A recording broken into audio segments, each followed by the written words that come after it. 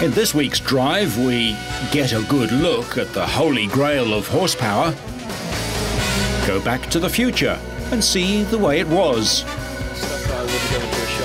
Watch Jensen get wet feet up close and personal, and see the end of escapism. All this and more in this week's Drive.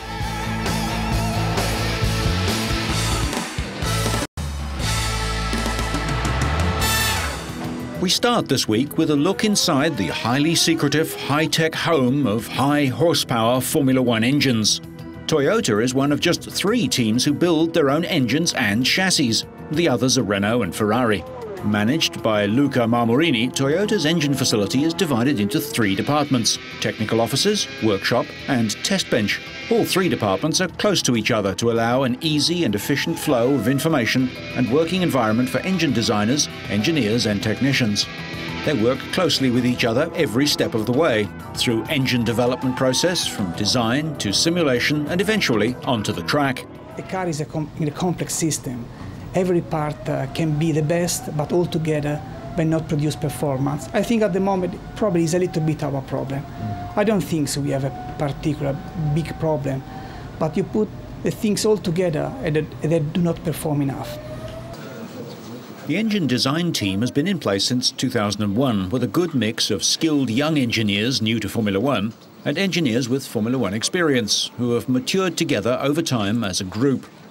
These designers work together in one design office to create Toyota Racing's competitive 10-cylinder 3-litre engine, called the RVX, from scratch. The work of the engine design office is done using state-of-the-art CATIA CAD, or computer-aided design. Through CAD, engineers are able to produce individual drawings which together form the final product. To design an engine from the beginning, from the conceptual design to the first prototype of the engine, we took normally 8 months. But then a long and complex reliability and development process starts. It takes several months as well. So I would say to get a powerful engine takes probably 8 months. To get a powerful and reliable engine takes at least 1 year. When we design an engine now, we can take the opportunity to access to a big database of data we have already built. This is our Toyota know-how. So basically, a new engine is not brand new. A lot of parts are transferred for the previous engine. All consumable parts, nuts, things like this one, and a lot of also concept in the old engine are always transferred and improved in the new engine. This typical activity is mostly done in the technical department. It's a design phase. Meanwhile, in parallel, we always have some experimental activity to be sure that when the first engine is fired, all the subsystems are already tested. We cannot afford any longer to put an engine on the test without knowing that the pump will work, or the pneumatic system will work, or an oil pump will work. Every subsystem has to be tested in advance, because otherwise won't be time to react. To attain a balance of performance, reliability and lightweight in the V10 engine, a methodical approach is required, and it takes in the region of 1,500 detailed CAD drawings to reach the result. First of all, the mission of a Formula One engine is in a certain sense much easier with respect to the one of a normal car. In a normal car you may use in any way you want. You can stay at the traffic light for half an hour discussing in idle, raving at 2000 RPM. In a Formula One engine you have a professional driver that normally is very strict in the way he's driving the engine, and we have a very limited amount of track where you run. So basically you can design the component at the very limit because you know exactly the profile and the mission of its usage. And then of course we are allowed to use material that have probably no sense to be used in a production car. I won't extend this too much. I would say also in production car you have very exotic, strange material, but normally in Formula One sometimes you may have also material typical of aerospace industry rather than automotive industry. Once the design is finalized and the specialized parts are made, the engine begins to take shape in the workshop. Toyota agree on the extension of engine life. We understand that there will be a problem or a difficult issue on handling the engines from one race to the other, but we think that is the only short-term solution for reducing the number of engines. Basically, you have two options: or reduce testing days, or reduce the number of engines you bring with you at the race weekend.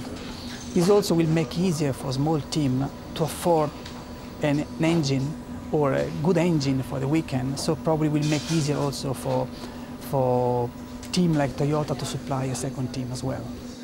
You have to understand that at the end it will be a compromise between performance and reliability.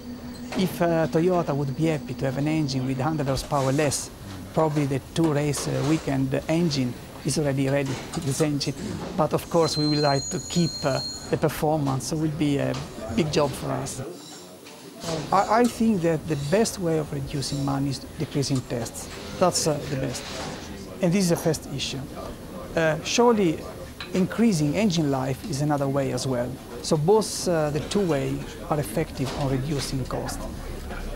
With very little automation involved, the Toyota V10 engines are all hand-built by a dedicated group of skilled mechanics, half of whom have worked at Toyota Motorsport in Cologne in Germany for over 10 years.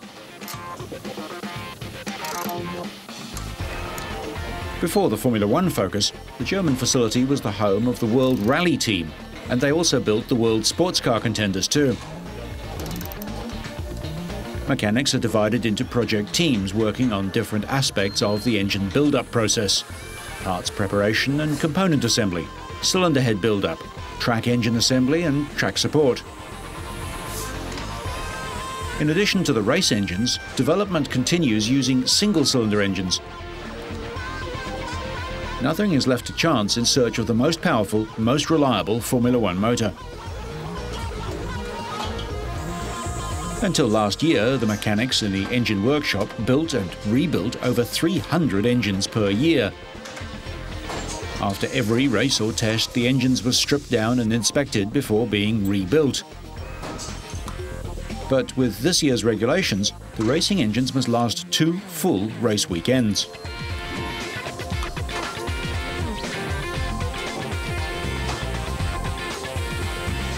The rebuilding process isn't simply a reassembly. During a rebuild, about 60% of the 4,500 components in the engine, including 2,500 unique components, will be replaced with new ones. All in all, it will take a team 4 or 5 days to assemble a single V10 engine, which equates to a 200-hour job. Although all engines weigh about 100 kilograms, the precise specifications of each one will be determined by the demand of individual circuits. And the RVX develops around 900 brake horsepower and revs out to a maximum of almost 19,000 RPM.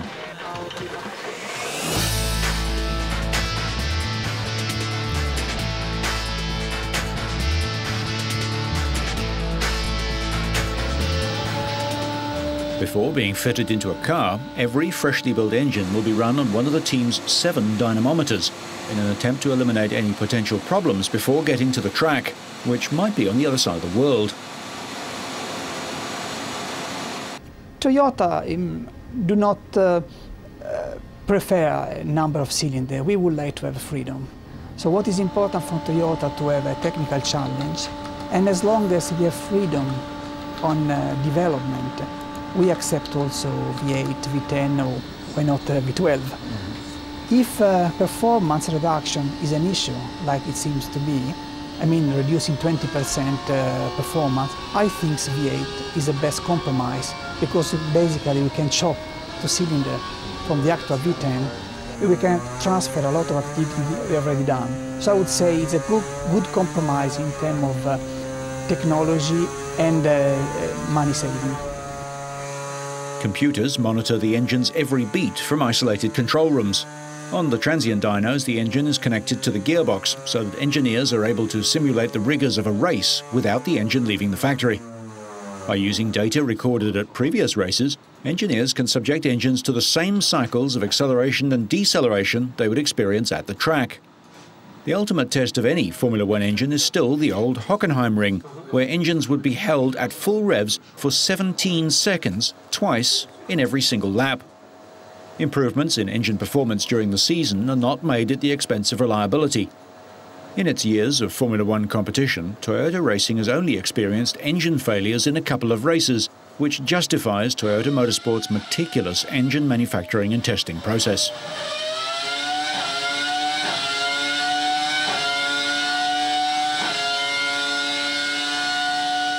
The aim for each new car is to lower weight and the centre of gravity while increasing performance.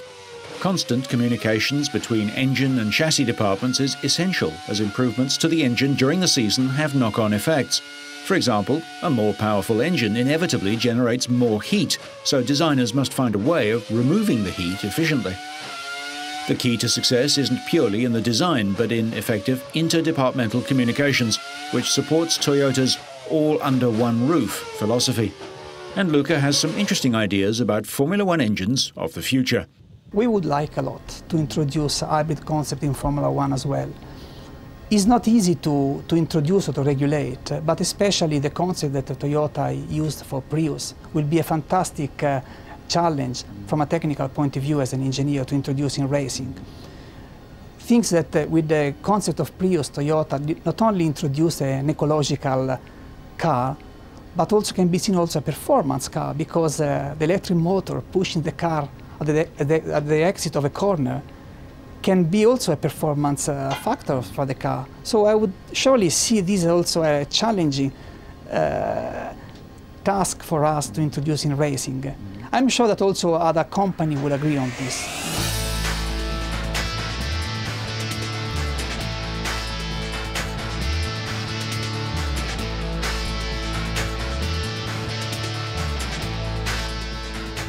We sometimes lose sight of just how much racing cars have changed over the years, and the recent 70th anniversary of the Silver Arrows Mercedes racing team is a good time to look back at the way it was.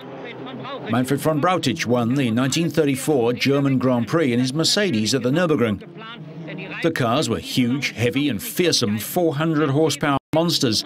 The drivers, mostly talented amateurs, wealthy playboys out for a laugh, or gritty mechanics determined to win. They'd drive various cars in different classes for little more than glory. 20 years on, and the world is healing after the Second World War. Legendary Juan Manuel Fangio becomes world champion again at the French Grand Prix. The cars look very different, but racing is still fast, dangerous, and the preserve of fearless young men, many of whom lived and died for motor racing. Fast forward another 50 years and Formula One has changed beyond belief. Corporate sponsorship has produced highly paid professional drivers contracted to teams with budgets bigger than those of some small countries. Their cars have changed too, sleekly aerodynamic and as fast as the aerospace industry that spawned them. 80% of the world's racing cars are built in Britain, including the World Championship team McLaren. Way back when, even the top teams made do with fairly basic amenities. With only 7 races on the calendar, cars were driven about in trucks or on trailers and sent abroad by ship. Drivers would frequently rush across Europe by car to make the grid in time to race. Nowadays, with a calendar that includes 19 races on 5 continents, the high-tech cars are flown around the world. The workshop is recreated at each venue so everyone knows where everything is, no matter where they are. In stark contrast to the Toyota engine-building plant, old-time racing engines were built in rather less sterile environments, but with no less skill and precision. Computers have replaced the trained eye and skilled hand of the machinist, turner and millwright.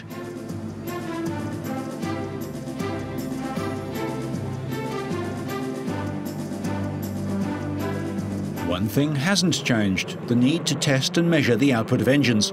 The test bed allowed engineers to see what the engine could do before it was put into a car and track tested, usually by the same driver who would be racing it. As we've already seen, modern engineers still test racing engines, but analytical computers have replaced a practiced ear for measuring an engine's state of tune. In addition, modern drivers do relatively little development of the cars. This is usually performed by a separate team. Another place where much development has taken place is in the critical arena of tyres.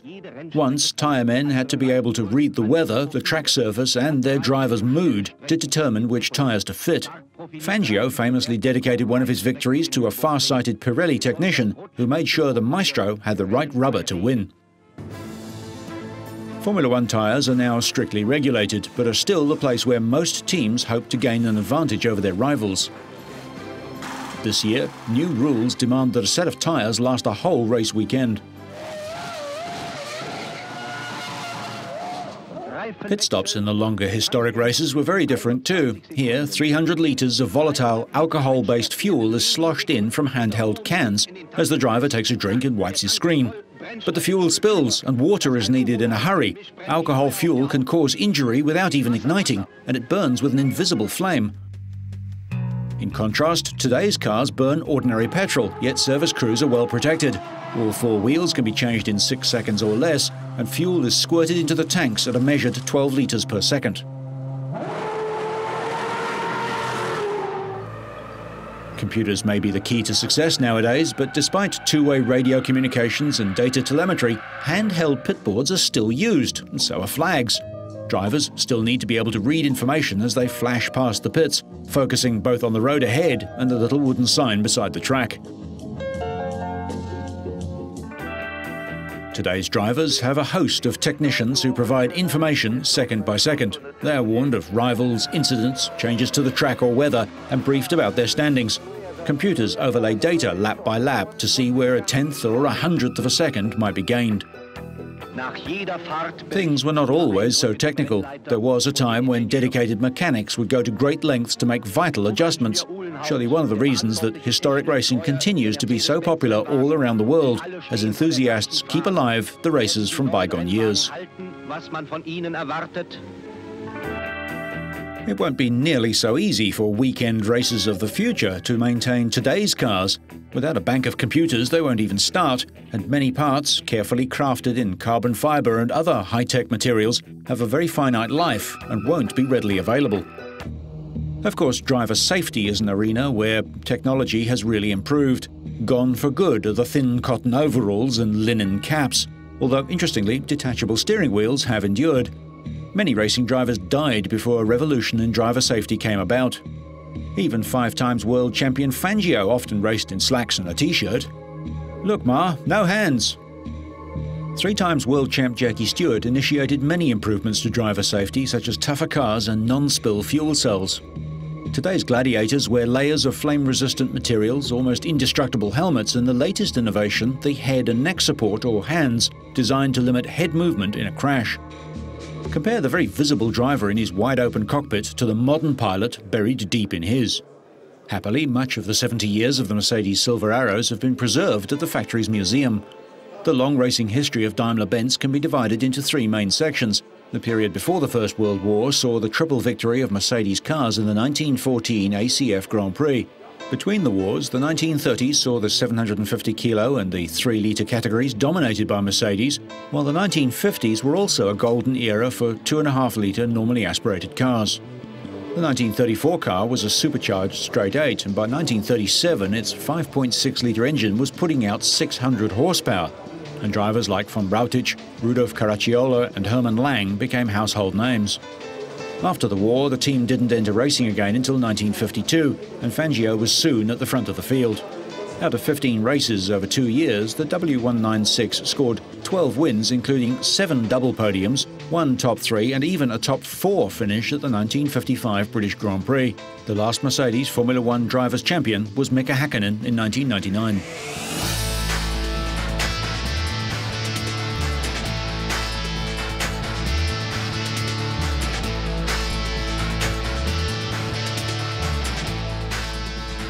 The salt flats of Bonneville are like nowhere on Earth. It's a place so barren that not even the simplest life can exist. Bonneville is a stark, alien wilderness and a great place to take pictures. We're here doing a photo shoot with Hannes Schmidt here on the salt flats, which is pretty cool. This is a venue that I think everyone's heard of that's into motor racing.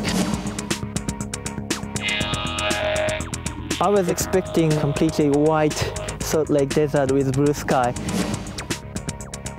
It's just completely flooded. This is like magic. Never seen anything like this in my life before.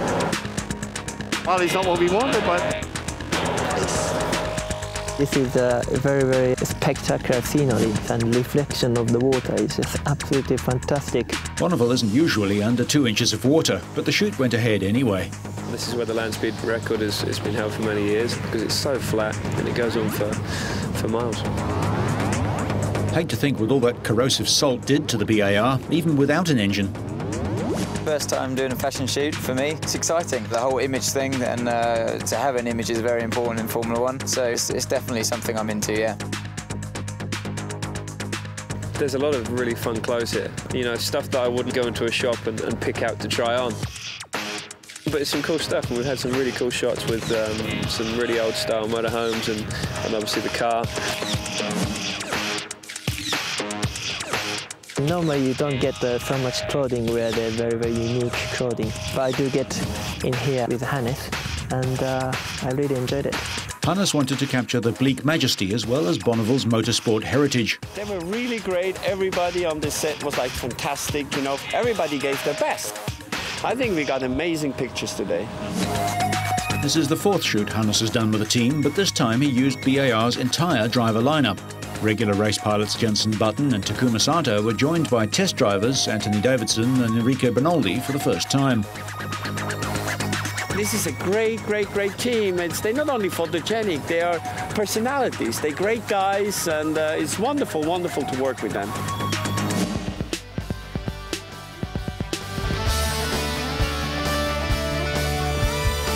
Finally, here's a Bluetooth-enabled helmet, so motorcyclists can make phone calls on the move. Bluetooth is a short-range wireless communication system between enabled devices. Motorola and Momo Design have spotted a clear need on the market by consumers, which is driving their motorbikes while talking on the phone without having wires hanging around. Alberto, ciao, come stai? Tutto bene? Io sto andando avanti. The HS830 Bluetooth helmet adapter is actually several different pieces. There's a module, which is the Bluetooth radio itself, and then there's a helmet adapter which attaches to a helmet, either a Momo helmet that we're working with Momo to design and incorporate the product into their helmet, or as an aftermarket add-on for anybody who has a helmet themselves, whether it's a full-face helmet or an open-face helmet. They can attach this product directly to their helmet, install the Bluetooth module into the adapter, and then turn their helmet into a hands-free product for cell phone use. The wireless helmet headset has a noise-reducing microphone to cut traffic and wind noise when riding at highway speed. Motorola produces wireless, broadband and automotive communications technology that helps make life safer, simpler and fun. Momo Design develops helmets, clothing, footwear, watches and eyewear and works on design projects for international clients. And then when they're done with the ride, they take the module out of the helmet adapter, and then they can actually put it into a lanyard and use it as a hands-free Bluetooth headset while they're off of the bike. Some other advantages of this are that the module comes off of the helmet so that you don't have to take the helmet into the house with you at night to charge up the Bluetooth device. You can actually just pull the module out of the helmet, take it into the house, charge it up overnight, and then bring it back the next day for your next day's ride. It seems that we're never going to be able to get away from those pesky mobile phones, not even when out riding. So, whether your interest spans 70 years, you're chasing success, or just getting your feet wet, so you stay on track and up to speed, make sure you catch next week's Drive.